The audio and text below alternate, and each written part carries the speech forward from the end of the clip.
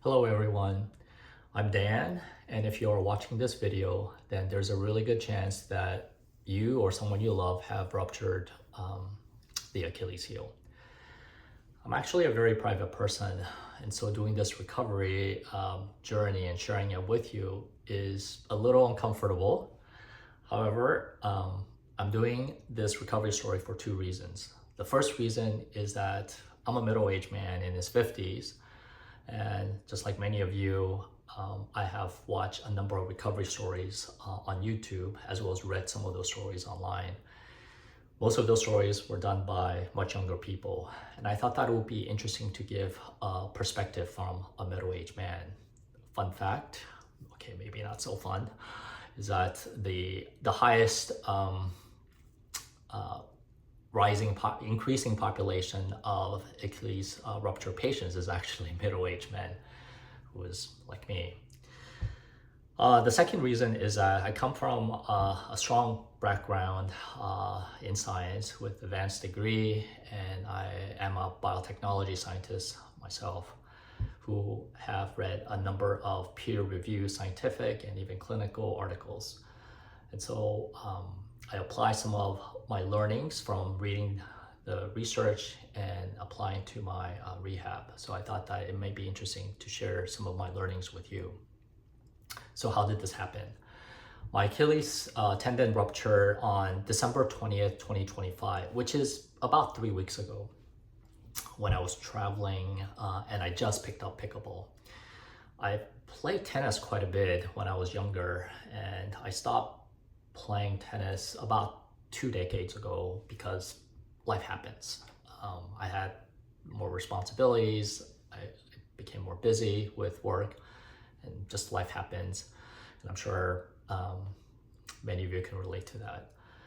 So going back on the racquetball court was really exhilarating.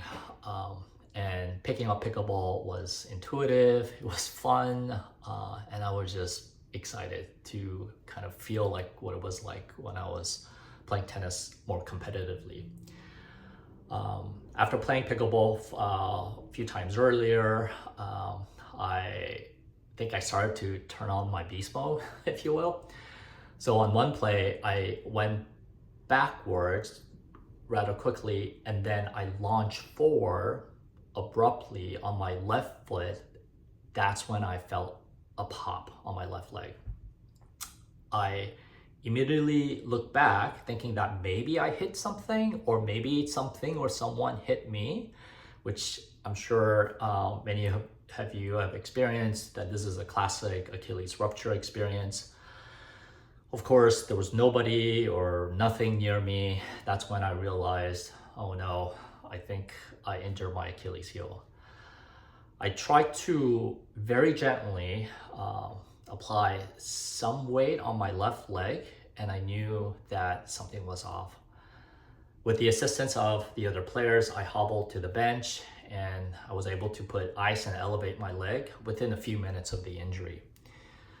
Within a couple of hours of the injury, I was able to see a local physician. He performed a Thompson test, palpated my tendon, and also ran some additional checks. Afterwards, he was strongly convinced that I had ruptured my Achilles heel. For those of you don't know what a Thompson test is, I'll provide a link below.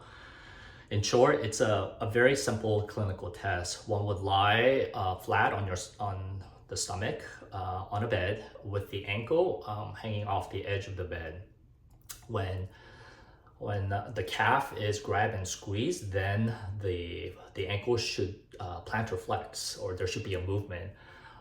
If there is no movement or very little movement, then it strongly suggests that the Achilles tendon has been ruptured. The simple clinical test is actually over 97% accurate.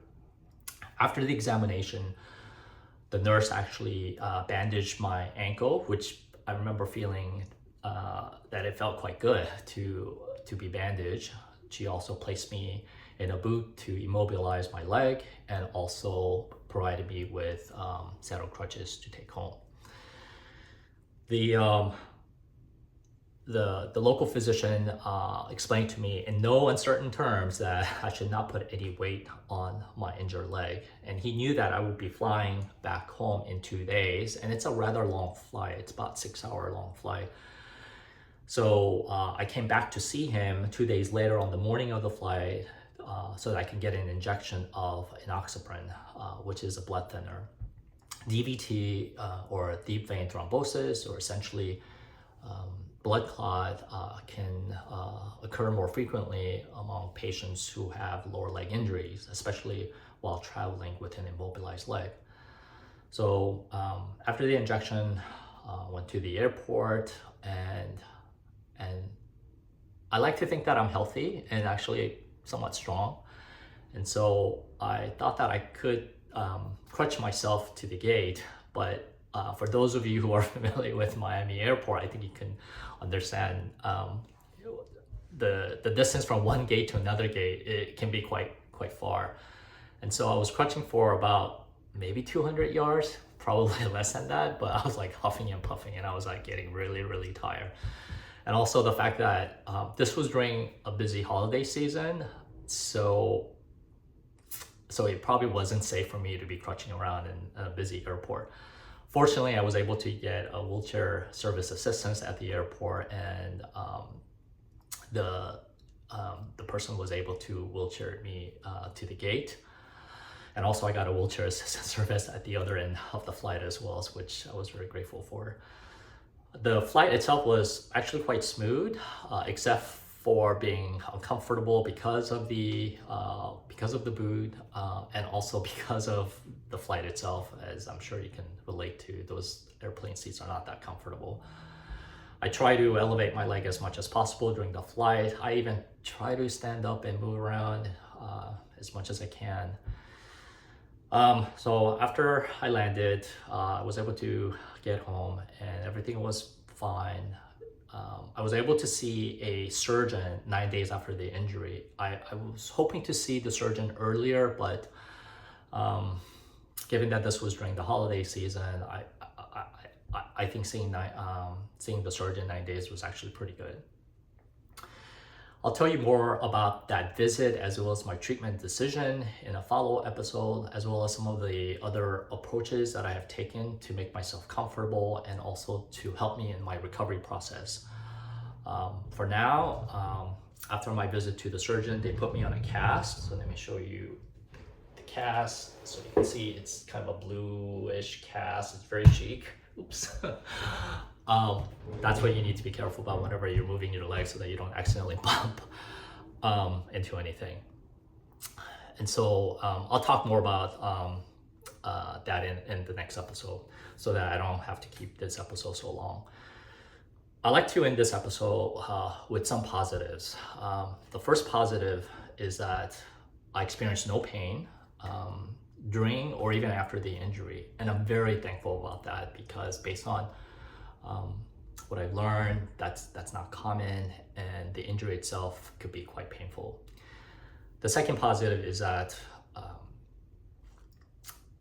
I have very minimal swelling. At the end of this episode, I'm gonna paste a clip of my injury that I've taken 3 days after the injury, and you can see that I had minimal swelling then, and I also still have minimal swelling now. Perhaps this is because I was consistently icing my leg 48 hours, up to 48 hours of the injury, and I elevated my leg as much as possible. In fact, during the first week of the injury, whenever I stood up and I was standing up for maybe 10 to 15 minutes, I can tell my leg was getting tired, and I thought maybe the swelling was happening. So then when I would put my leg in an elevated position, that feeling of swelling or of discomfort would go away relatively quickly. And so I've been managing my swelling as much as I can. And the third positive is that I had very timely access to good medical care, which I know has not been the experience for some of you. The last positive is that I have a very patient, supportive, and loving spouse who can help me during these trying times. So on these positive notes, I want to thank you for watching my video and coming along with me on my recovery journey. And until next episode, please stay safe. This is a video clip of my Achilles heel rupture 3 days after the injury. As you can see, there is some bruises around my ankle. The swelling appears to be minimal. On day 1, it was much worse, but I managed to control my swelling over time.